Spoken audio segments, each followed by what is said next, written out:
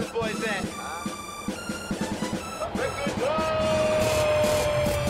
Pilot Boys, we get on up. We the fly boys, we getting up. So high.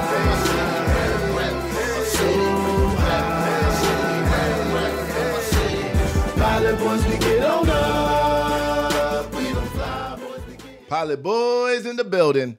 Welcome to the Pilot Boys podcast, where you'll get the real on all things sports, music, and pop culture. I'm Mecca Don here with my co-host V. What it do? Today is December 5th, 2019. Thank you guys for tuning in. I know you could be anywhere in the world, but you're here with us. On today's show, we will talk about the rise of Lamar Jackson with special guest Cornelius Greene. Talk some fantasy football because coincidentally, V and I are matched up in the first round of the playoffs this weekend. And we'll do a Big Ten championship preview with our resident college football insider, Zach Smith. I'm excited about today's show, V. Really? Why?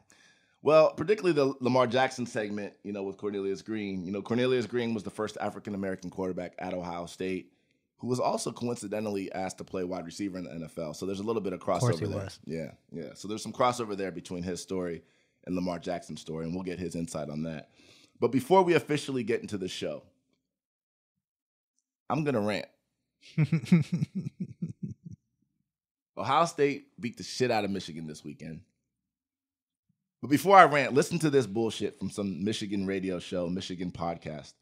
And when it's over, it's on. We know that Ohio State operates like a football factory, and we aren't making excuses here. They're one of three or four programs here where, for example, Justin Fields has never set foot in a classroom, according to an article we read, I think, in the Columbus Dispatch, where he says he's taking online classes because it gives me more time to prepare for football and studying and stuff. Okay? I think was the quote. So, I don't know how you counter that, man. I really don't, because you're talking about programs like Michigan. I know you hate Notre Dame. They operate the same way. That the Penn States, that, this is still college football, but you're looking at programs that are semi-pro programs, and you got one of them in your division. I don't know how you overcome that, man, unless you strive to be like them, and that's not what you want to be. Damn. All right. Where do I even fucking start? Okay? All right, let me start here. I'm an Ohio State fan, born and raised in Columbus, Ohio. My whole family went to Ohio State. I played football at Ohio State. Everybody kind of knows that by now. So it's an important game to us, and it was always an important game to us. And so I'm going to talk about it. I've been listening to social media and the aftermath of the game, and I've been hearing these different takes like the one we just heard. And it feels as though people are trying to build in so many different levels and layers of excuses for why Michigan cannot beat Ohio State. Losers make excuses. And there's nothing inherent about domination here, even though it feels like there is, because Ohio State has won so many games in a row and kicks Michigan's ass that it feels like it's inherent. But there is nothing actually inherent about it. And actually, if you were around in the 90s, you would see that this was reversed. Ohio State used to lose consistently to Michigan. So it's normal to come up with excuses when you get your face kicked in, right? You get your shit kicked in, it's kind of normal to come up with excuses. Hard to accept defeat. Despite all that, though, it still is the best rivalry in sports. It is, historically. Yes, right now Ohio State has beaten Michigan a lot, and it doesn't seem like that, but it's still one of the best rivalries. When I listen to these fucking punk-ass analysts, or whatever they call themselves, podcast hosts, who are making these excuses about why Michigan can't compete, let's just talk about something for a second. Jim Harbaugh is one of the highest paid, I think he's the third highest paid coaches in all of college football. $7.5 million. $7.5 million base. Not talking about bonuses and all the other shit that he gets and access to all the other stuff that he has. They have all the resources. They've dumped all of the resources into their football program. All of them. This so-called pristine academic institution has dumped all of their money into their football program. They fly around their players into all across the world on these ritzy-ditzy trips and act like they're so much better than everybody. Jim Harbaugh's creepy ass is having sleepovers with people. They're doing everything that they can to try to compete. The reason why Ohio State dominates Michigan is not because Michigan doesn't care. It's not because Michigan doesn't put their money in. It's not because they haven't hired a coach or try to hire coaches who they think can get the job done. It's because Ohio State is better They're better at player development. They're better coached. They're better at motivating. That is the reason why they're getting this product on the field. See, the thing is Michigan isn't just losing to Ohio State. They're getting their ass kicked. By everybody. They lost to Ohio State by 30 points. Ohio State is averaging 60 points against Michigan the last 2 years. So you have to ask yourself this. What is the reason why that's happening? Because the reality is it doesn't take a lot to win. It takes a lot to win a college football game. But there are teams with less talent that win football games, just like Iowa and Purdue kicked Ohio State's ass the past couple of years. So don't tell me that you don't have what it takes to beat Ohio State. The reality is that Ohio State is better coached. They're better. The players are better prepared, and they're better at motivating. That is the reason why they win this game. It has nothing to do with online fucking classes. It has nothing to do with resources and even recruiting. Let's talk about recruiting for a second. There's a talent gap a little bit at Ohio State, but I guarantee you take those same players at Michigan, you put them on Ohio State would still fucking kick Michigan's ass because Ohio State is better overall as a program, and it has nothing to do with how much they care, and it has nothing to do with resources. Let's talk about recruiting. 2015, Michigan finished 12th. 16th, they finished 10th, I believe. And over the last 5 years, actually, Harbaugh's averaged around 8th or 9th nationally in recruiting. But their finishes don't match up to where their recruits are. For example, in 2015, at the end of the season, they were ranked 12th. 16, they ranked 10th. 2017, they were unfucking ranked. You have a top 10 recruiting class on average every year, but you actually finished the season 2 years ago unranked? So don't talk to me about recruits. Don't talk to me about talent. Don't talk to me about that. It has nothing to do with that. And then people are going to say to me, oh, well, Justin Fields also said that Michigan doesn't care about the game as much as Ohio State cares about the game. Okay, yeah, he did say that, but that's just shit talking from a player. You know, they're probably still trying to figure it out too. But that isn't the reason why. They care just as much. They try just as much.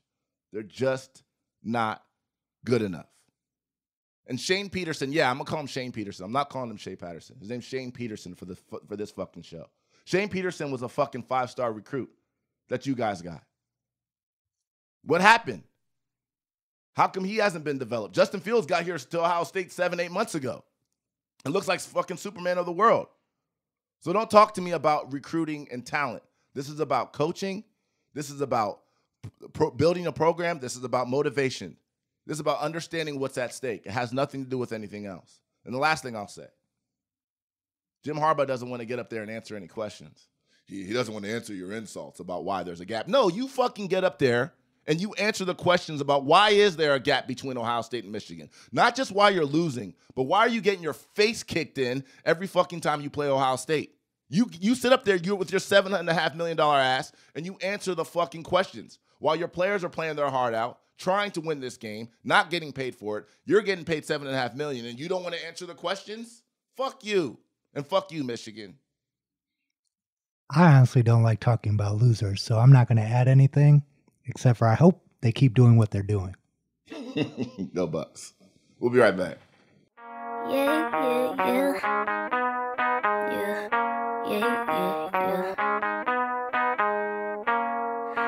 I get the check, then I'm on to the next. I get the head, then I'm on to the next. I'm as good as it get, I'm as good as it get. I leave a mark that you couldn't forget. I just leave marks on these niggas. I'm trying to get to the figures. I'm just a pick of the litter, yeah. I'm just a frame to the picture. You don't want smoke, cause if my niggas aiming to hit you, straight from the A to that booth. My niggas aiming to shoot, they all out the roof. Think I'm a cop, yeah, cool. Welcome back to the Pilot Boys podcast. Real quick, I thought I was done, but I remember one thing that I forgot to say about the Michigan thing, and then I'll leave you guys alone. In that clip that we played earlier, they wanted to talk about academics and how Michigan is academically superior, and they don't have the time to... The Harvard of the Midwest. They don't have the time to dedicate to football because they're so focused on academics. But then I just saw something that really interested me. Since Jim Harbaugh has been the head coach of Michigan, 2015, Ohio State has had 5 academic All-Americans. 5. 1, 2, 3, 4, 5. Guess how many University of Michigan has had, V? Just guess. Take a wild guess. 2? Less. 1? Less. Zero. These motherfuckers who are talking about these academic standards, they're so qualified, have zero. Even studying general studies? Even studying general studies. Zero. It's a buzz off. Let's talk Lamar Jackson, V. Yeah, let's talk it. Okay. Lamar Jackson is the quarterback for the Baltimore Ravens, lighting up the NFL right now.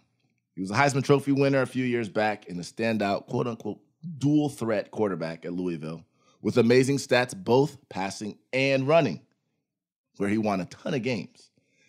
He was a part of that 2018 draft class that everyone thought was loaded and was the 5th quarterback taken behind Baker Mayfield, Sam Darnold, Josh Allen, and Josh Rosen. He's having the best season out of all of those guys, and the only one that's even close really right now is Josh Allen, even though Baker Mayfield did beat him head-to-head. I'm a Browns fan, so I have to mention that. Some people will say, though, well, he wasn't overlooked if he was drafted in the first round. But the reality is in the NFL, specifically if you're a quarterback, and if you're the 5th quarterback taken, even if in the first round, you were overlooked because teams reach for quarterbacks. And as the last pick in the first round, people were even wondering when he would even get taken. So, V, let's talk about this. What happened? Why and how did Lamar Jackson end up in Baltimore? I'm going to start by saying, as a Browns fan, this is particularly frustrating for me. You know the conversations we've had from the entire draft process. I was saying Lamar Jackson, hands down, is the best quarterback in this draft. Mm-hmm. There's no one even close. Yeah. So when I started to read the draft profiles and the different analysts start talking about and breaking down Lamar Jackson, what bothered me was, are you guys even watching? Right?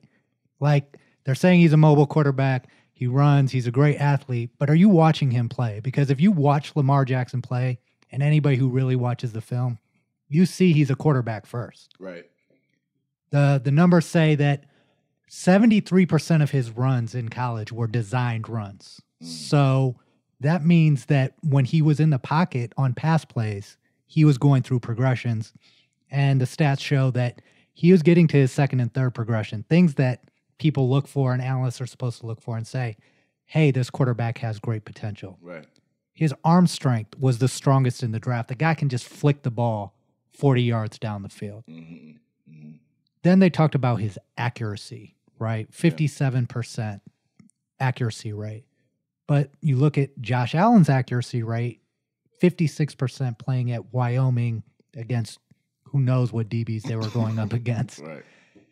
And it just doesn't make sense. And also, I think I read something that said that Lamar Jackson's receivers had like the highest drop rate or something like that. Drop rate and throwaways. They didn't factor that into his completion rate. And at Louisville, there was always one standout receiver at Louisville, and you pay attention to that program. But the rest of the talent around him wasn't that good. And you saw that in the second year, too. Right. But the fact that he's the only quarterback in NCAA history to throw for 3,500 yards and rush for 1,500 yards, I think his TD to interception ratio was 67 to 25. Yeah. All those numbers scream at you saying, look at this guy and take him, because not only is he Michael Vick as a runner, but he's advanced as a passer and as a quarterback prospect. And he played quarterback his whole life. He's never played receiver, never been a running back. So to even make that statement, the person I lost the most respect for in this scenario was Bill Polian. Bill Polian's the former GM of Indianapolis Colts. Highly regarded, highly respected. I respected him as well. But I felt like his analysis of Lamar Jackson was completely irresponsible, and it had a huge influence on his draft stock. This is a kid who did everything he could do in college to put himself to be a high draft pick. Yeah. And we're talking about millions here, but I'm looking and saying, if the Browns took, maybe they would have ruined him too. Sorry, I'm a Browns fan, so but they could have drafted him instead of Baker Mayfield. They complained about his height. Baker Mayfield's 5'11". It's just how tall is Lamar Jackson? 6'2". Okay. So there are just so many different, and nobody ever told Josh Allen to switch positions because he only had a 56% completion ratio. So it's like, what happened here? And it just gets under my skin. So what did happen? Because I look at some of the comments. Obviously, Bill Polian, you mentioned, suggested that he move to wide receiver before the draft started. He wasn't the only one. I think draft expert Mel Kiper was also one of the people that suggested that he move to wide receiver.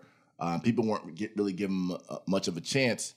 And there's obviously there's a historical racial component to this thing, right? That you see an athlete like that, and typically, historically they want to move you to wide receiver. They want to move you to running back. They don't think that you can either play quarterback because you're either not smart enough or you can't read the defenses or whatever.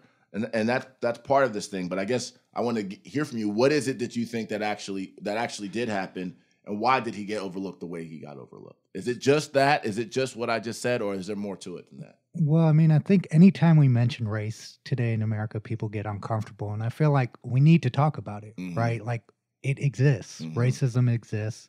Cornelius, we'll talk about it a little bit later in the segment.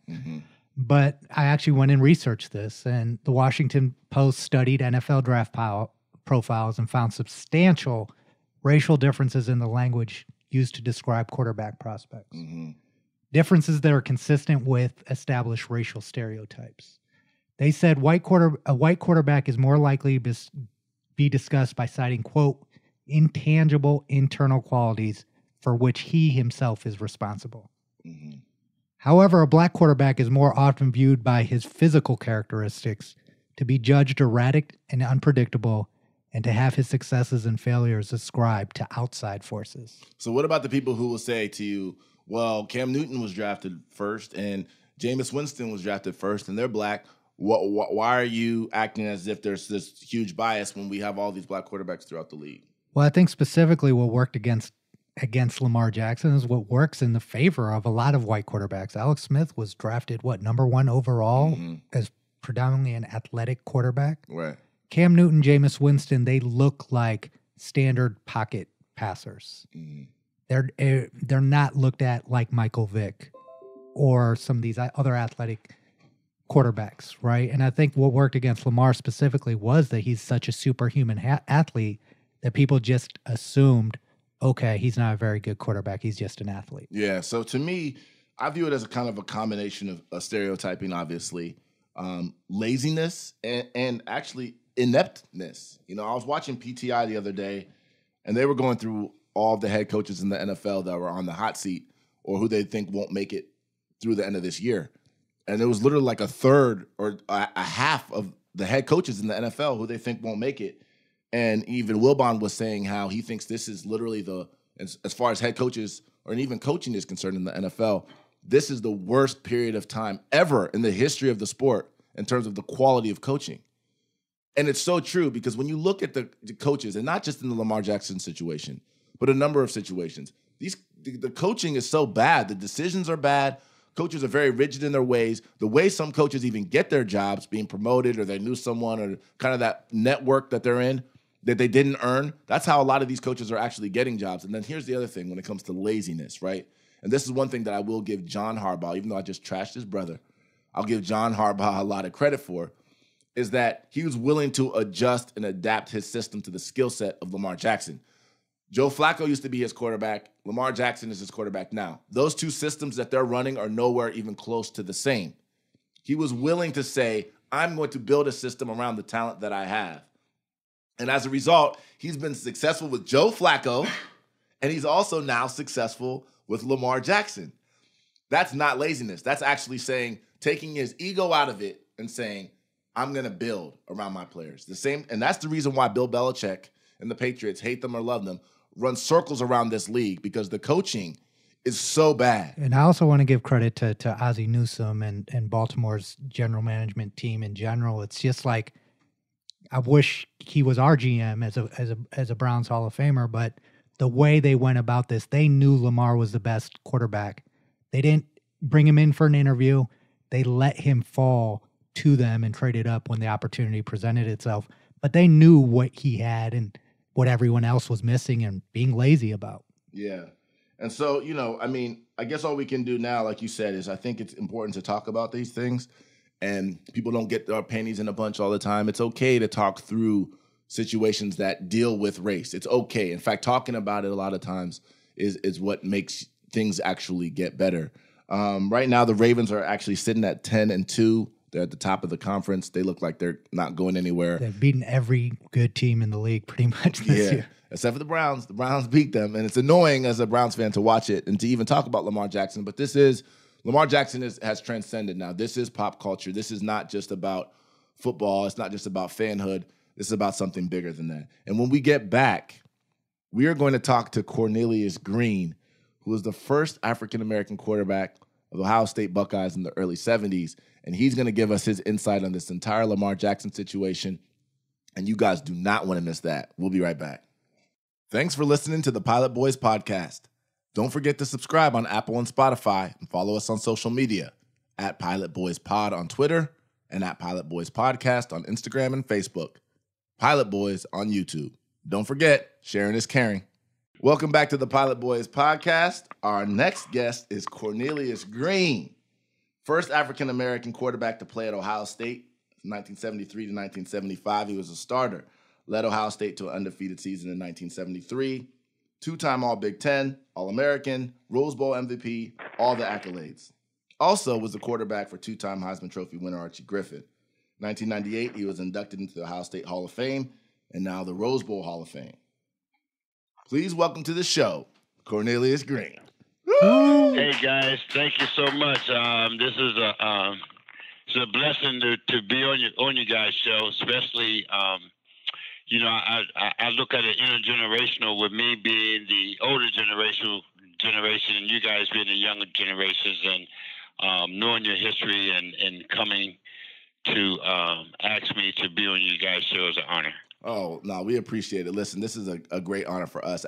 Obviously, we're big Buckeye fans, and you played before we were even born, but my parents to this day still talk about you and those runs and those teams in the 70s. So for us, this is amazing. And for them, they're like so excited. So this is awesome. And understanding history is so critical to the present and the future, and I think everyone should appreciate history as well.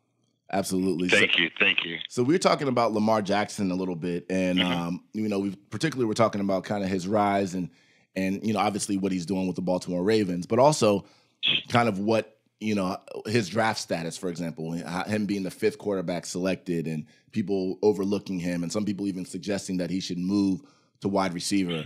And so we wanted to kind of get your thoughts on that too. Is kind of like, what was your impression when you first saw Lamar Jackson play, and what was your impression of kind of how he was being talked about during the draft process?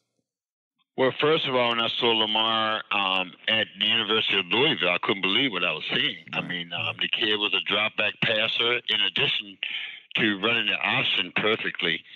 And my opinion, I thought he should have been one of the top two, if not the first quarterback drafted in that great quarterback draft that just went on. I was totally upset to hear some of the comments or the scouts' comments about Lamar and talking down about his skill level. Yeah. I mean, if you saw this kid when he won the Heisman, he was just unbelievable. I know the second year after the Heisman wasn't that outstanding as his first year that he won the Heisman. Right. But I mean, he was just when you went to see Lamar, you got your money's worth. Yeah, absolutely. Yeah. We haven't seen anything like that in a long time. No, I mean, he was truly something that we had never seen before. Yeah. So the interesting thing is, in reading your biography, I saw obviously you were a dominant quarterback at the Ohio State University. You were the first African-American quarterback to ever play there. But then I also saw that you were drafted to play wide receiver. So it seems as though there's a lot of overlap there. Talk to us about that and what that time was. Well, like.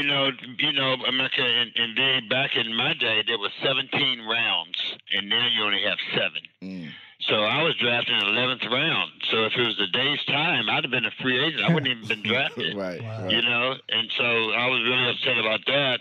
I thought I did everything that was asked of me as a quarterback.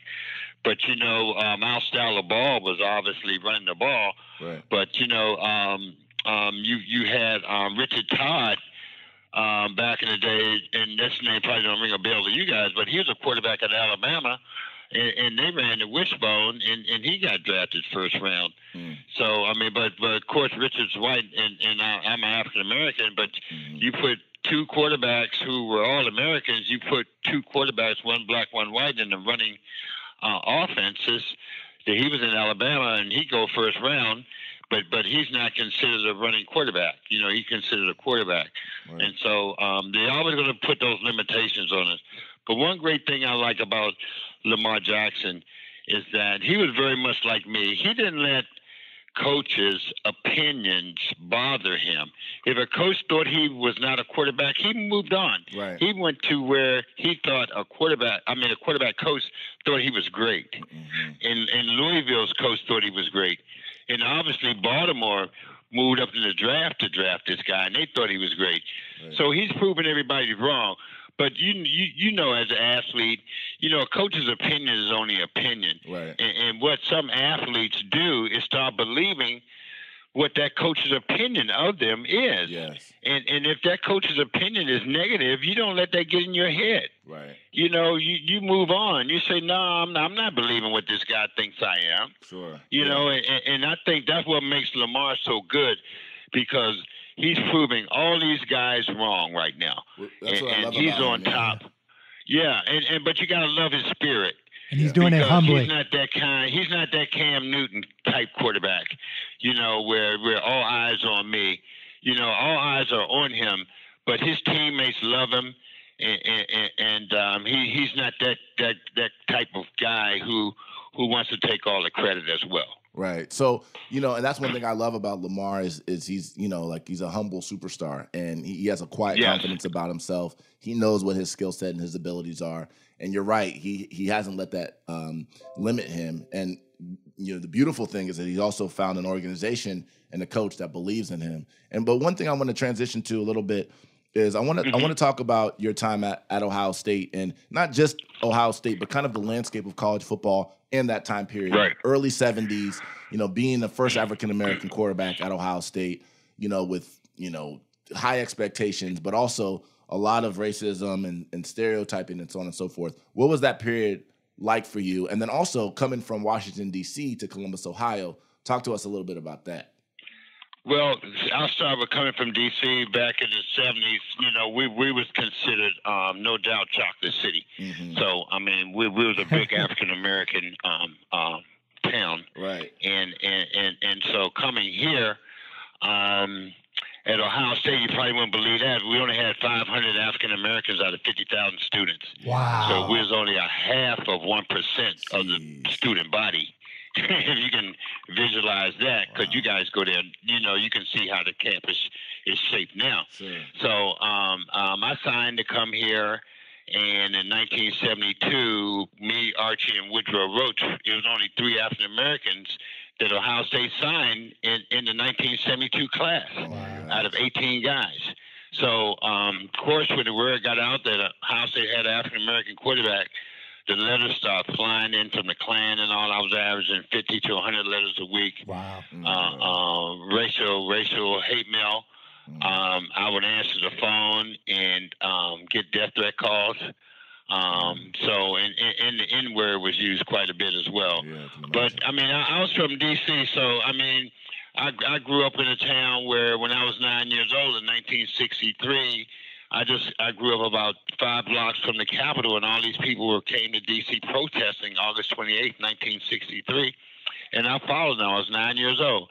And that's when Martin Luther King gave his I Had a Dream speech. So I was out in that crowd as a little kid. Wow. But I didn't realize that I will be practicing his principles, as nonviolent type of approach is the way to win versus, maybe using Malcolm X style of approach, being a little more vigilant. Mm-hmm. But when I was 18, so I remember being out there hearing him speak, and I remembered his approach. So I thought the silent approach was the best approach, and I didn't let the press know what I was going through. Right. And Archie would answer the phone many of times, and people thought he was me, and so he heard it personally as well.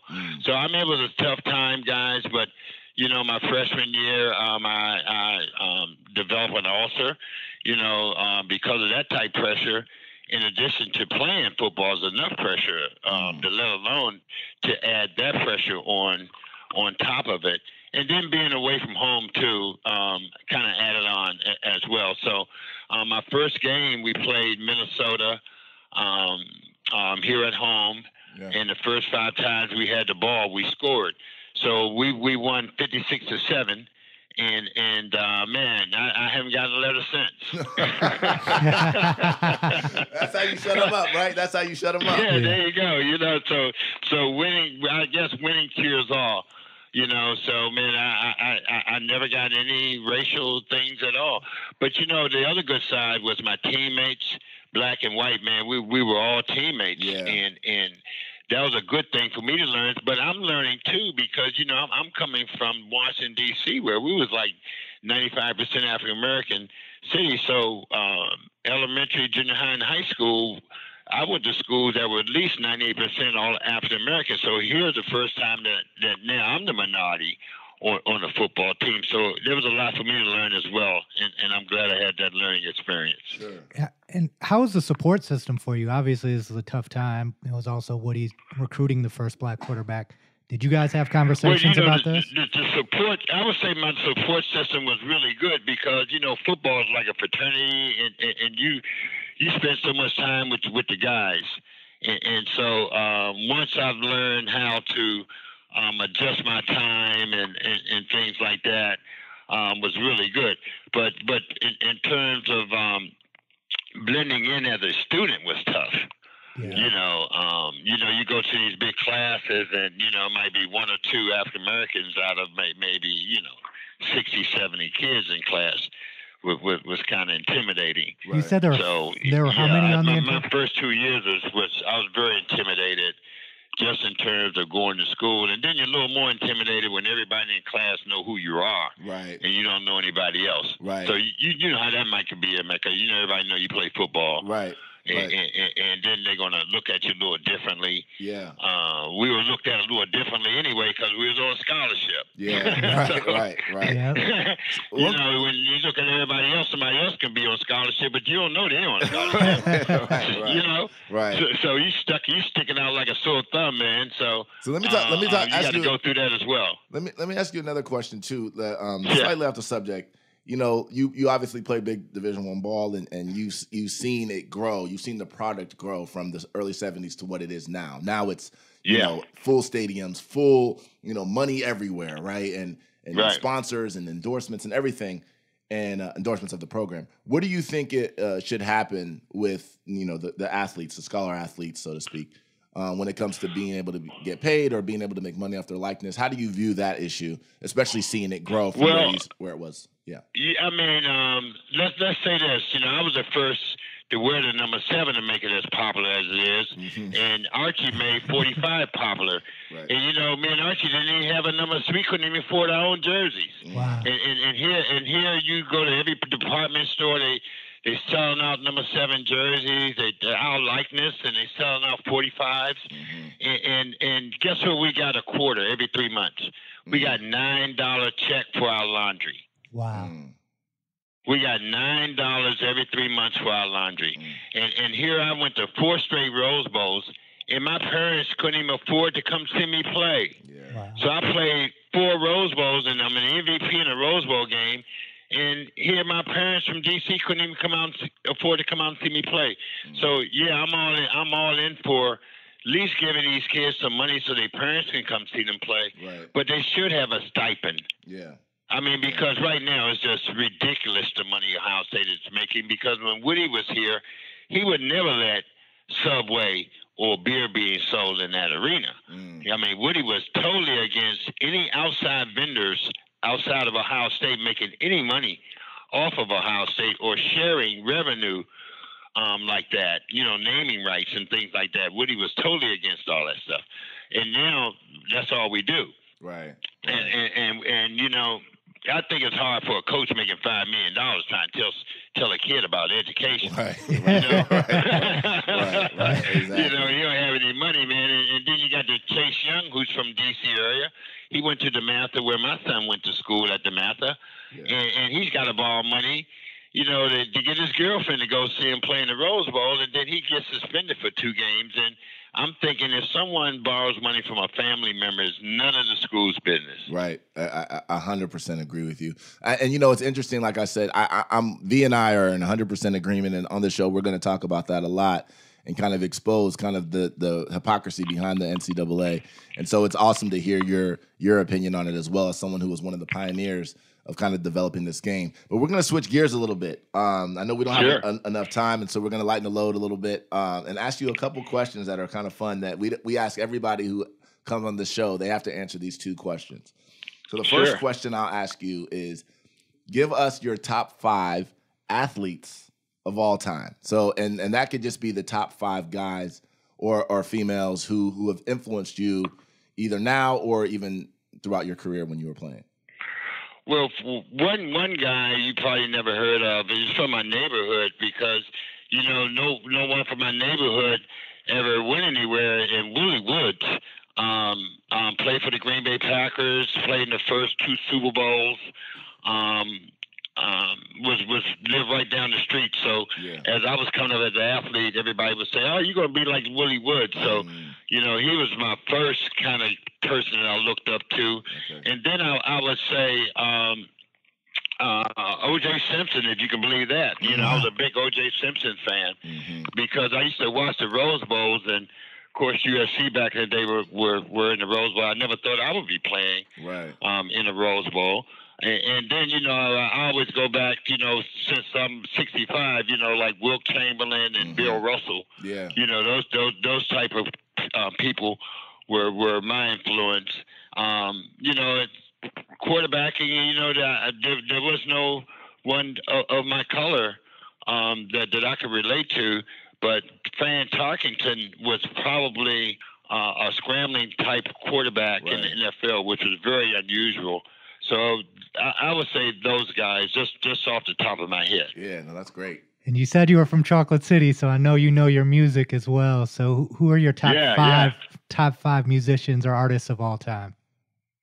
Well, Marvin Gaye is my number 1 because he's a DC. Yes. He's a DC person for sure. I grew up in the Motown era, and so all those great Motown groups, the Temptations and the Spinners, female groups like the Supremes. But my top entertainer is always going to be like James Brown, because even though James Brown back when we was coming up, he had records like Say It Loud and I'm Black and I'm Proud, which brought a lot of pride to the black community. And before you guys were born, the 68 riots, which you don't know much about, when the whole United States was in destruction, James Brown had to come out to D.C. and stop people from burning the town down. I remember that. So he was very influential and politically motivated, and I don't think he realized his political power he had that he's shown us. But that's from the music realm. But from a spiritual realm, I would always say like Martin Luther King. Okay, yeah, because I imagine obviously, like you said, you were there during that time period. Yeah. And, it's interesting. One of the things that I actually want to talk to you about also before we let you out of here, I know you have to go, is what you're doing now, because it seems as though from, just my interactions with you, it seems as though you have kind of a big heart, number 1, and then number 2, kind of a desire to kind of give back to the next generation. So, talk to us a little bit about what you're doing now, and we'll get you out of here on that. Sure. I'm at St. Albans School, and the reason why I'm at St. Albans School, just to back up a little bit, back when we were all freshmen, Woody Hayes always kind of told us that we were very blessed to be who we are. So he used to put us in a van, guys, and we had to go over to the Children's Hospital 2 or 3 times a week and spend time with sick kids. So I was paying for it, didn't even realize I'm paying for it, at that point in time. Yeah. And then when I became very popular, some kids with cancer, I was their favorite player, but they only had 2 weeks to live. And, I went over there and dealt with the kids, and then you find out the kids' mom would call you and said, "Hey, we thank you so much, Cornelius, for being in this life." But, he went out with a smile. So I know me and Archie did that over 40 or 50 times. Yeah. during our career. So that brings me back to St. Albans. So, I'm coaching here at St. Albans School here in Washington, D.C. area, mentoring young kids. So this is my 10th year here. So, this is my last job I have. So paying forward is always been my pet peeve. That's amazing. Congrats. Thank you so much for joining us on the Pilot Boys podcast. We are so blessed to have a guest like you. You shed even greater light than what I imagined. Got a history lesson today that was awesome.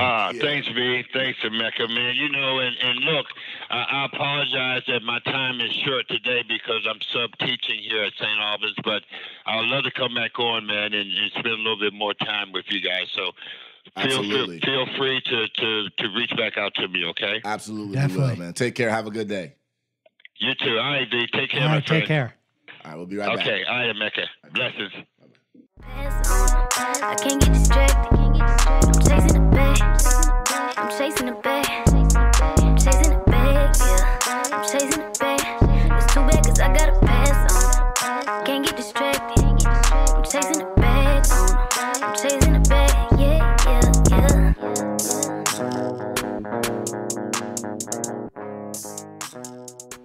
Welcome back to the Pilot Boys podcast. A couple quick news and notes. Shout out to the LA Chargers coach Anthony Lynn and his wife Stacey Bell for opening up a school in Tanzania. They saw a need and went and fixed it. For Jay-Z's 50th birthday, his entire album collection is back on Spotify after previously only being available on Tidal. Sagittarius season. Tell us what album you would listen to first. Hit us up at Pilot Boys Pod on Twitter. Shout out to Ryan Day for being named Big Ten Coach of the Year. Believe it or not, it's the first time in 40 years that an Ohio State head coach was named Big Ten Coach of the Year. Wow. The last one to do it was Earl Bruce in 1979. And Complex released its top 10 rappers of the 2010s. The top 3 were Drake, Kendrick Lamar, and Kanye West. Where is J. Cole? Hit us up hit us up at Pilot Boys Pod on Twitter. Let us know if you agree or disagree who you would put in your top 3. So let's talk some fantasy football real quick. So, as the fantasy football gods would have it, fantasy football playoffs start this weekend. And guess who I'm matched up against this weekend? Fucking V. I'm not happy about that looking at your team, though. Yo, V, first of all, V and I are fantasy football gurus, both of us, okay? And we win championships. That's what we do. Last year, I think V beat me in the semifinals, actually, before he went on and slaughtered the Dragon to win the championship. But this year, we're matched up in the first round. And so I want to list my team. V's going to list his team. And I want you guys to holler at us on social media, at Pilot Boys Pod on Twitter. Let us know who you think has the advantage. Let us know who you think's going to win. Okay, so here's my team. This is a 12-team league, but we developed some beastie teams. Here's my team. Matt Ryan at quarterback. I got Ezekiel Elliott and Saquon Barkley, both of them as my running backs. My wide receivers are Julio Jones and Tyreek Hill. My flex could be either Debo Samuel, Curtis Samuel, or Terry McLaurin. And my tight end is Evan Ingram if he's healthy, or if not, I got Mike Gesicki. And yeah, and that's it. So I like my squad. I mean, my squad's projected to put up a lot of points. You got a solid team with a bunch of stars on it, man. Yeah, but we got injuries we got to work through. All right, say your team, V. I got Aaron Rodgers, Aaron Jones, Leonard Fournette, DeAndre Hopkins, Devontae Parker, who has been a steal. Who I traded to him like an idiot. Mark Andrews, the 49ers defense, and I don't know his first name, but M. Gay from the Tampa Bay Buccaneers. Matt, I think his name's Matt. And you got some bench players too, right? Yeah, I got Robert Woods, right? And then Will Fuller, and then somebody who might be big this week is I've got Alexander Madison. I held on to him in that trade for Dalvin Cook. And if he starts, I'm playing him. So what I'm hoping this week is that V has too much talent on his bench, and I'm hoping that his head gets confused and he makes the wrong decision and starts the wrong guy. But V, real quick before we get out of this segment, tell people how you actually got into the playoffs because it's crazy. I started the season 0-4, then ended up 1-5, then went to 2-6, and then streaked my way into the playoffs at 7-6. I just won out. Now I'm in the playoffs. So, and V's the hottest team. The last couple of weeks he's put up, I think, high score probably every week. And of course, The interesting thing is that if Dalvin Cook gets 2 more points, doesn't get hurt, I get matched up against a totally different team.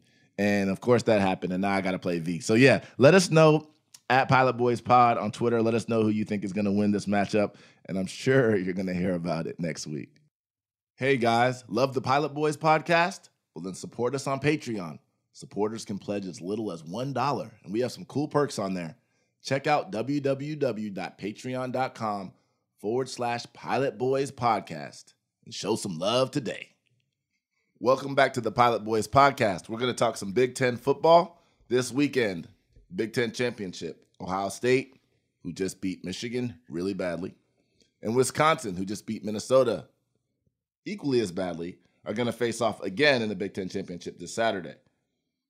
We're going to bring in our resident college football insider, Zach Smith, former Ohio State wide receivers coach and podcast host of Menace to Sports. Everybody welcome in Zach Smith. Woo! Appreciate you having me. Zach, what's up? Nothing, man. You have a good Thanksgiving? Really good. How about you guys? It was great. It was good, man. Good. And obviously, as an Ohio State fan, watching that drubbing of Michigan is always a great way to cap off the weekend, you know? It was an unbelievable game. Yeah. Unbelievable. Yeah, so let's jump right into it, man, because, you know, the Big Ten Championship is this weekend. Ohio State is ranked number 1 in the country. Wisconsin is ranked number 8. It seems to be a good game, objectively speaking, right? But the question that I have for you, at least to start off, is, you know, Ohio State played Wisconsin earlier this season, and they beat them really badly. I think the score was 38-7. And so now they have to play them again. And I think, you know, when you're dealing with young kids who, you know, who are influenced by that, they remember that game. They remember that they dominated that team. How do you get them motivated again to play a team like that after they crushed a team like that early in the season? Yeah, I mean, it depends on the side of the ball. It depends on the position group. I know I talked to Austin Mack and a couple of the other players on offense. And the cool thing about the Big Ten championship game, especially at Ohio State, different than the South, is, I mean, the receivers, Justin Fields, they are, I mean, drooling right now because they're going to go from cold and rainy games and maybe had to run the ball 61 times against Wisconsin to win. Right. And now they're like, shit, the chains are coming off, man. We're in a dome. It's going to be like 70 degrees in there on turf. It's like you're going to see a track meet this time as opposed to last time where it was like shitty weather, just kind of grind it out, figure out how to win. So that's one side of it. You're going to see a very different game because the elements are completely removed. Yeah. And the other part is, so that's going to be motivating. Mm-hmm. And then obviously the end result, the playoffs. If this was a game where you said, all right, both teams are 9-3, Big Ten championship on the line, they already beat them, you could see maybe an overlooking of Wisconsin. Right. But a trip to the playoffs, I mean, you're talking about everything's to play. Everything is in front of them. Everything's there to play for. Now it's a very different dynamic because you go into a game not knowing what the other team's plan is going to be to defend you or to attack you on defense. And so you never fully know. You have an idea based on what they've done in the past. Yeah. Now you're going into a game and say, all right, this was their plan. Yeah. And you go back and watch it and say, this was what they thought they could do against us. Right. Now it's like a game of psychology, game of chess. It's like, all right, what is their plan going to be now that plan either worked or didn't work? Right. It's like now you're going like next level psychology. Yeah. Right. So that's why it's so hard to beat a team twice. You see in the NFL, sometimes 3 times in the NFL. Yeah. And I've actually never done it in my career. I've never had to play a team a second time, but it's a tall task. It's really hard to do. So do you actually save plays? Like, obviously, you don't know if you're going to play the same team again, but is that something that actually happens throughout the season? Is that you say, you know what, there's a certain package or certain packages that we're not even going to show throughout the regular season that we won't bring out until the playoffs or until the Big Ten Championship? No, not usually. I mean, there will be just naturally, there will be certain things that Ohio State's worked on all year they haven't either had to use or the opportunity didn't come up. And so there's things that they've worked on all year that they haven't shown. Like double reverse. Right. I mean, there's trick plays. And even, I mean, you look at any game plan. I mean, I think I've done studies after studies when I was coaching, just what we called overage, like the amount of your game plan that you had, that you loved, that you just didn't get to. You didn't call it. And depending on the staff, some are much higher than others, but there's probably, I'll say, 30% of their game plan against Wisconsin, probably higher because of the weather, where they just didn't get to it. Right. And so now they're going to take that and say, we love this. We didn't show this. Let's apply it. We put it, I mean, it's in. We already have it in. Right. Quick question for Ohio State specifically, right? You play Michigan, which is the game. Is it hard not to exhale a little bit? Even the coaches and the players, just even for a couple days after a win like that. It's hard in regular season play. You've seen it a lot, too many times over Ohio State's last whatever handful of years, where there's a letdown game, a la Iowa in 2017, and the good thing they have going for them right now is the championship aspect. Because I used to tell my players all the time, and they didn't ever fully understand it until you walk in the building on Friday for a walkthrough. But they'll get to Indianapolis, go do a walkthrough in the stadium on Friday. And I don't know how to explain it other than you walk into the stadium, and it just feels so different. Like you feel an aura. You feel this, like the hair stand up on your arms. And it's like you walk in and you're like, whoa, shit, this is different. Yeah. I mean, it is. I get chills just even talking about it. Because it's going to be really hard to have a letdown this week because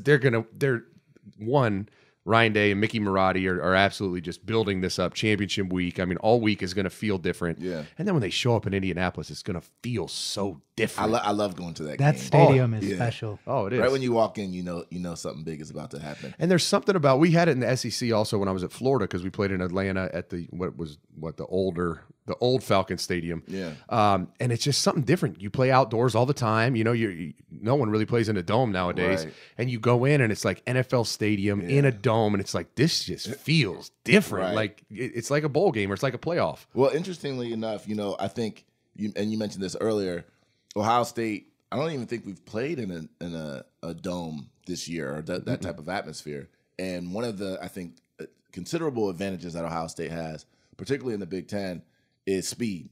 And when you play in those dome, in those dome environments, that speed shows up big time. And so one of the questions I wanted to ask you is Ohio State really, are they in a different stratosphere than all of the other teams in the Big Ten, at least? Because when you watch them, first of all, they're dominating like no other. I think historically they have one of the greatest win differentials in the history of college football. And you're watching them against top 10, top 15 teams, and they're just dominating. Is this one of the best teams that you've seen? Tell us about this team specifically. Yeah, I mean, Ohio State, just since Urban got into the Big Ten, just recruited on a different level than anyone else in the conference. And other teams have almost caught up. I mean, they've definitely elevated their level of recruiting. So the talent gap is not huge. And so it's obviously a scenario where they can get beat. Yeah. It's not like it's Clemson versus, Syracuse. Right. Where it's just so drastic that they're not going to win. Right. I mean, but it's a different level. And what I've seen out of this team is it's probably the most well-coached and maximized team at Ohio State that I've seen since 2014. Mm-hmm. And it's phenomenal to watch. And you take that talent level at Ohio State, and then you talk about coached at the highest level, maximized, playing motivated. Yeah. It's just, it's a great mix. I mean, you're talking about there's one or two teams in the country that's going to hang with this team if they keep playing like it. Right. And so it's interesting because, Wisconsin, I think I saw something that said out of all the Big Ten teams, they've had the most appearances in the Big Ten championship game. And part of that to me, obviously, is I look at the alignment of the divisions, right? And you see on one side, you have Ohio State, Penn State, Michigan State. And then Wisconsin, on their side, they have Nebraska, Iowa, maybe Purdue. How do you feel about the conference alignment? Did you guys talk about that when you were coaching? Is that something that you guys had any input on or any discussions on or anything? We certainly didn't have any input. Right. And unfortunately, I was there through the creation of divisions and the absolute disaster of legends and leaders and it's just bizarre stuff. Yeah. But it's tough because they try to do it regional. And unfortunately, the Eastern region in the Big Ten is much stronger than the Western region right now. Right. I mean, you talk about historically, like if you went back to the 90s, you'd say the West is ridiculous. Nebraska, Wisconsin. I mean, just outrageous. Yeah. But it is what it is. I mean, I don't know, unless they go away from regionally grouping the teams or the West gets better. Yeah. The underlying motivation is obviously the TV deals, right? Having those teams on the same side and on the East Coast, getting those East Coast ratings. That's why they put Maryland, I believe, on our side of the bracket. Oh yeah. As well as you see that, okay, but for Ohio State, I don't think it matters because we're better than everyone else. Well, I think so. The money thing is interesting though, because if you were to have Michigan on the other side of the bracket, then you could see the Ohio State Michigan game again, and that would probably even draw more money.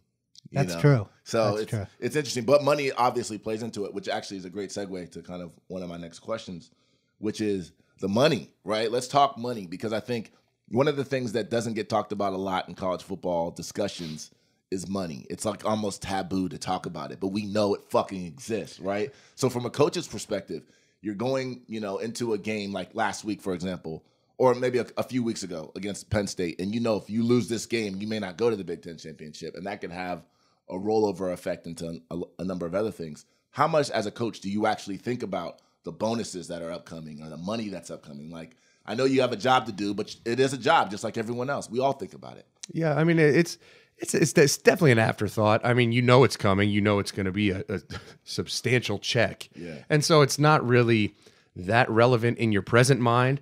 But, I mean, don't get me wrong. I promise you, when these coaches go on the road recruiting after the game Saturday, they'll probably leave Sunday or Monday morning. They'll get on a plane at some point that week and might say, you know what, let me pull up my contract and see what this is about to look like. Yeah. Because you're talking about, I mean, some of these coaches are going to get $100,000 checks just in a bonus. Just form. for winning the game or just for appearing in the Well, game? it's always tiered, like if you make it to the Big Ten championship game, you'll get a half a month salary. If you win it, you get the other half month. And then you make the playoffs, that's another. So you're talking about anywhere from 2 to 4 months pay.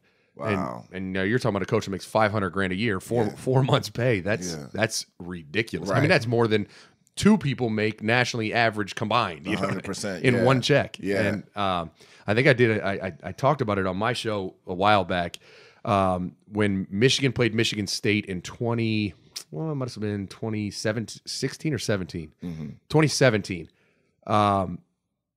Michigan fumbled the snap. Michigan State took it back for a touchdown to win the game. It's an epic play at the end of a game.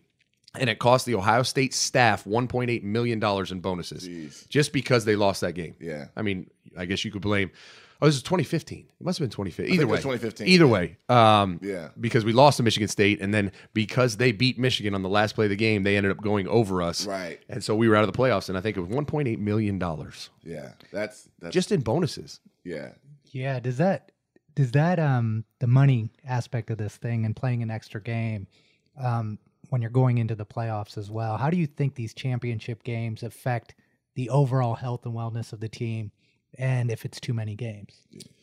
Yeah, I mean, it depends on the team. For Wisconsin, probably pretty significant. For Ohio State, most of their teams played half games. Right. I mean, you're talking about they played 12 games. Nah, not really. Yeah. Not really. Right. Chase Young played what? Let's see, he sat out 2. He played four full games. Right. 8 half games. Right. Like, Right. Yeah. So now Wisconsin certainly has played more 4-quarter games. So it's taxing. And anytime you add a game, it's going to increase the probability of an injury. But I mean, these kids are also, a lot of them, a year away from going to play 16 to 18 to 22 games. Mm-hmm. And so it's something they got to get used to, but it's definitely an added risk for sure. So Does Ohio State get in with a win or loss? Yeah. Here. I mean, unless they get blown out by 40, then they might be out. But I think they're in. It's at this point, it's about getting the 1 seed, to get that advantageous matchup, to get that, I guess, easier game to get to the finals. Right. Is where they're at right now. Yeah. And so I guess, I want to get you out of here in a second, but one of the things we talked about earlier in the show on my rant against Michigan is them talking about kind of their quote unquote academic standards and how they can't compete with us not caring, Ohio State not caring on the shit. And I just wanted to get your thoughts on it. To me, it's straight bullshit, but I just wanted to get your thoughts on it since you're obviously a coach and you've dealt with the student athlete aspect of stuff. Well, I mean, there's so many different levels to this, and I'll ask you this question. You are two very highly educated individuals. Have you ever taken an online class? Yeah. Yes. Of course. Okay, I've taken a couple, and they were the hardest classes I ever took. 100%. Because it's so much more about your own personal accountability, getting your stuff done. And the professor doesn't fucking care. Like, No, you they still don't. got to do the work. Like If you miss an assignment, that you miss the assignment, you get a 0. well, and the reality is college professors don't really care anyways, but at least there's a face with a name and you can talk to them and maybe like get an extra day or get some extra credit. There's a relationship, and in online classes, it's like, oh, you got a 70? You got a 70. You got a Sorry. 70. Yeah. So that was the first bizarre thing. It's like, it's not like these online classes are just like cakewalk classes. These are hard. And Joshua Perry was talking about it. Those are the hardest classes that my players took. 100%. That's the first part. And the other part is just the hypocrisy of Michigan, because, I mean, I'll go back to Florida days, 2005 on. They've always had the national reputation of being a joke academically for athletes, because it's a very, very highly accredited degree. They definitely, maybe they don't have online classes, I guess. I guess that's the argument, which I'm sure is not the case. But these kids aren't getting a business degree from Michigan. These kids are getting general studies degrees. Like, what the fuck do you do with a general studies degree? Like, literally, you go to a job interview. You two both own businesses. I walk in and they're like, oh, what's your expertise? I'm like, general shit. Like, do you have any jobs that are like for general things? I'm really good at general things. Like, get your general ass out of here. Right. Like, what are we talking about? I can play football. It's like, oh, Justin Fields took some online classes. That's great. Your players are graduating with zero value. And when they're done playing, they're going to be in a really poor position to build a life, because they don't have any value in their degree. And that's part of the sad thing, for me, just looking at this, even, as an Ohio State fan, it's still sad to me to see kind of what these guys are going through and kind of the expectations that we place on them, and then the shit that we talk about them, but yet we don't want to acknowledge the fact that they're like, a lot of these guys don't have time. Like, we were talking to Chimdy on the show last week. He's like, listen, I didn't have time. This was my full-time job. You guys don't want to acknowledge that. The public doesn't want to acknowledge that this was my full-time job, but this was my fucking full-time job. But there were classes when I was there. I remember there were classes chemistry classes or labs that I wanted to take that I could not take because those labs were scheduled for 3:30. Absolutely. And we had to have all of our classes scheduled before 2 o'clock so we could go to practice. So I couldn't take the course. I wasn't allowed to take the course. People don't talk about that side of things too. And so I think people get a little bit carried away with this discussion about student athlete stuff, but they don't really want to go dig deeper into what's really happening. These guys are there to play football. You can definitely take advantage of the circumstances as best as you can, but not the way people like to portray it. What's disappointing to me really is that we get this bad rep. Ohio State gets this bad rep. And Zach, with Urban coming in and the effort that the program makes to make sure the players are prepared for life on the field and off the field. If you can talk a little bit about that, just to... And that's it's the most hypocritical excuse I've ever heard for a number of reasons. What you just said, and you... If you took the celebrity status of these athletes out of the picture and you said, man, this person has a platform that they could build to build a brand or a personal image for the future, and so they need to invest equal time or maybe more time in that personal brand as they do their classwork to build a future, a life. Anyone in the world, you were in music or are in music, it's like, all right, you have this career. You should spend a lot of time on that because people like it, and now you're going to build a brand, right? And people would have no problem with that. Like, oh man, he's a student and a musician, exactly, and he spends a lot of time on music, and it's like everyone would be like, wow, good for him, man. He's really look at it. That's a dual threat, And it's like, oh, it's football. It's like, you just want to play football. It's like, what? Whoa. It's like, unreal. It's unreal. And Ohio State had really. I mean, they advanced the country on off-the-field development.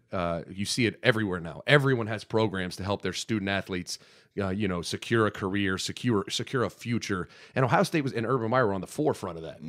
It started back at Florida really towards the end, and it exploded at Ohio State, this Real Life Wednesdays where, I mean, you're talking about these kids are spending time. They take football time in the spring. I'm talking about you get a very, very limited amount of football time. They take an hour to 2 hours a week away from football and use that time for real life development, real life skills, internship placements, building networks, things like this. And it's like, and these are big companies. I mean, I remember a couple of years, these guys were going to New York, Goldman Sachs, they were interning. They had guys from American Express coming in. I mean, this is big time shit. This isn't just like some fake internships that kids dream of having. Internships that no one can get. I mean, you're talking about flying kids to Oregon to work at Nike for 3 weeks or 4 weeks to do a mini internship. Like, that's invaluable. And so people want to talk about an online class. I mean, these kids, if anything, if I'm Michigan, I'm saying they just beat the shit out of us, and they had 20 less hours in the spring for football. Man, we didn't even get it done, and we had more time to work. So let me ask you this question. I guess we'll get you out of here on this question. Obviously, the Big Ten championship is coming up, and that's a big game. But for us on this show, we want to talk about other, we want to talk about those things, but we also want to talk about the kind of the bigger picture, right? Yeah. And so my question to you is, how do you see this thing 10, 20 years from now? How do you see what is college football going to look like? Because the reality is that there's a lot of money involved, and we talk about this in another show. When capitalism is involved and money is involved and opportunities are involved, people start getting greedy, right? People's eyes start getting big, and they want to expand the playoffs because there's more. They act like it's about excitement, but there's more money, and they want to expand. Just like in the NFL, they want to expand the regular season games and all that type of stuff. And so that changes are going to come unless there's a counter movement, which I don't see. Changes are going to come. So 5 years from now, 10 years from now, 15 years from now, take us. What do you think? What do you think college football is going to look like? I mean, I think Mike Leach has, if anyone's ever seen it, Mike Leach, you should look up his thoughts on the playoff structure because he is a national treasure He's a in genius. interviews. Yeah. I mean, He's a genius. He's ridiculous. Yeah, it's funny. But it's so true what he says. It's like every other level of football has it figured out except for major Division I college. Right. It's a playoff structure. I mean, Yeah. Division II, Division III, Division I AA, whatever that's called now. I don't even know the acronym. High school, Yeah, the high NFL. school, the NFL, everyone except for Division I football. Yeah. So it's inevitable. I don't know why everyone is like fighting it. Like, no, we can't. And right now you look at it. So let's go back, 20 years, teams played 11 games plus a bowl game, 12 games. We're already up to 15 now. Right. So Yeah. the reality is they'll either go to 16 games or if they really, really are worried about player safety, which we all know they're not, Right. No. then they'll just eliminate the bullshit FCS game that everyone plays and tack that on at the end of the year. Start it earlier. And so 20 years from now, I think this is going to look completely different, but it'll look like every other level of football. Yeah. You're going to have a full-on 8-team, 16-team playoff. It may start with championship week, where that's the first round to get in or whatever. Some teams play home games so Yeah. that they don't have to just travel to all these. They can have a bye week because for that's the reality top of it. two Now, seeds. the other part of this is now that you talk about capitalism, I mean, 20 years from now, can you imagine if right now we're going to start compensating athletes for their image and likeness? Imagine where that'll be 20 years from now. So now you're talking about now the athletes are part of the capitalism. Yes, now they're like, for sure. ooh, we'll play another game if we can make more money. Yeah. And now you're talking about it's a mini professional football league. Right. And that's really what it is already. It's just that the money hasn't been distributed that way. Absolutely. But that is what it is. I mean, Ohio State's football program is worth, just the football program is worth $1 billion. Yeah, absolutely. Not including the basketball and other athletics. That's pros. I mean, that is what pros are. So anyway, Zach, no, this is always great talking to you. So I guess we'll get you out here on this. How do you think the game is going to end up this weekend? The Big Ten championship. I think it's going to be a significant win for Ohio State because they're in a dome, because there's no weather elements, because Justin Fields will be able to they'll be able to have a pass game to attack. What Wisconsin does on defense is it's a great defensive scheme, but they don't have the athletes to cover the athletes that Ohio State has. So I see an offensive explosion for Ohio State, something that will make people kind of say, "Ooh, this offense and LSU are very similar explosiveness." So I think Ohio State wins decently big. Now they're going to have some challenges because they're going to see a lot of shit that they didn't see the first time around. But in a dome, this team with the playoffs on the horizon, I don't think it's even close. One other question, actually, last question is LSU plays Georgia this weekend in the SEC championship game. There's been some talk about what would have to happen or what could happen for LSU to eventually jump Ohio State. Is there a scenario if Ohio State wins, even if they don't win big, where you think LSU can actually jump Ohio State after this weekend? I mean, it would have to be something just ridiculous. I mean, like a 40-point win. I mean, there's always a possibility. Ohio State could look lackluster. Yeah. I mean, God forbid an injury occurs, and I don't care what they say. They would look at that. If Justin Fields goes down, they're going to say, ooh, this is a different team coming to the playoffs. So there's definitely a scenario, but I think it's got to be significant. Ohio State's just proven right now that they're the best team in the country. Right. Georgia and LSU get in if Georgia wins. Absolutely. Okay. For sure. So that means Utah's out then. Utah's out. I'm most worried about Oklahoma jumping Utah right Really? now. Yeah. That's the narrative everyone's pushing on sports media, and it's like, come on, man. The thing that bothers me about that is Oklahoma lost to one of the worst TCU teams we've seen. Or was it Kansas State? Kansas State, They yeah. lost to Kansas State, who's unranked. So that same logic that worked against us last year with the Purdue loss, even though it was a bad loss, it's like you can't have that loss and then jump Utah, Pac-12 champion Utah, and Georgia and say, hey, you guys belong in, right? Well, it's also a foregone conclusion they're going to beat Baylor. Right. I'm not ready to say they're going to beat Baylor. Yeah. I think Baylor's got a legit shot. I mean, Baylor had Baylor- that game in hand. They only did. have one loss, right? Yeah. Baylor? And no one's even mentioning their possibility. Right. And you're talking about it's the same scenario now. This Baylor team had the game won against Oklahoma. Oklahoma ended up pulling it out. Now they got to play again. Right. Yeah. That's Yeah. We'll see. No, this is going to be a fun weekend. Matt Rule's a solid coach, by the way. He's Yeah, legit. he is. Well, thanks, Zach. We appreciate it. Make sure you guys check out his podcast, Menace to Sports. You can find it anywhere. Follow him on Twitter and Instagram at Coach Zach Smith. That's all we have for today's show. Big thanks to our guests, Cornelius Greene and Zach Smith. Thanks to everybody for listening. Don't forget, sharing is caring. Subscribe to the Pilot Boys podcast on Apple, Spotify, Patreon, and YouTube. And please follow us on social media at Pilot Boys Pod on Twitter and at Pilot Boys Podcast on Instagram and Facebook. Always remember, be you. You is fly. Pilot Boys out! Pilot boys at. Pilot boys, we get on up. We gon' fly, boys, we getting up. So high. So high. Pilot boys, we get